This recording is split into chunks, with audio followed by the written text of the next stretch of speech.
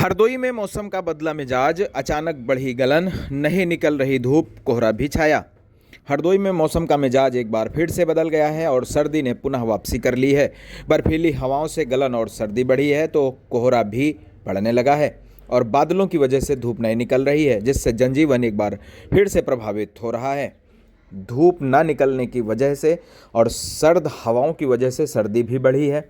आसमान में बादल छाए रहते हैं, जिसकी वजह से कोहरा भी पड़ रहा है। और यह कोहरा, ये जो सरसों की फसल है, मटर की फसल है, चने की फसल है या आलू की फसल है, इसके लिए काफ़ी नुकसानदायक है। इस पूरे सर्दी के बढ़ने के मद्देनज़र चिकित्सकों का कहना है कि गर्म कपड़े पहनकर ही बाहर निकलें, कान को ढककर निकलें।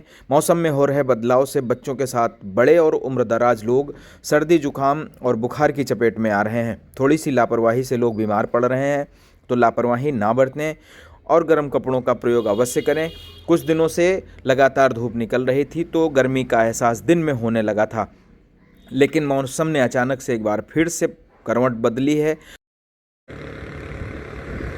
अपना हरदोई एक बार फिर से शिमला बन चुका है। भयंकर कोहरा पड़ रहा है, हाईवे की विजिबिलिटी काफ़ी कम है, तो हाईवे पर जो वाहन चल रहे हैं वो इस समय दिन का समय हो चुका है, लगभग 9:30 के बाद का समय है। और ऐसे में जो हाईवे है वहाँ पर भी लोग हेडलाइट का प्रयोग कर रहे हैं, क्योंकि कोहरा बहुत भयंकर है, दृश्यता काफ़ी कम है, बर्फीली हवाएं चल रही हैं, जिससे सर्दी एक बार फिर से बढ़ गई है। कई दिन धूप निकली, लेकिन अब मौसम 3 दिन से फिर से ख़राब हो गया है, तो हरदोई शिमला बन चुका है। हमारे पीछे का दृश्य आप देख रहे हैं, भयंकर कोहरा दिखाई पड़ रहा है।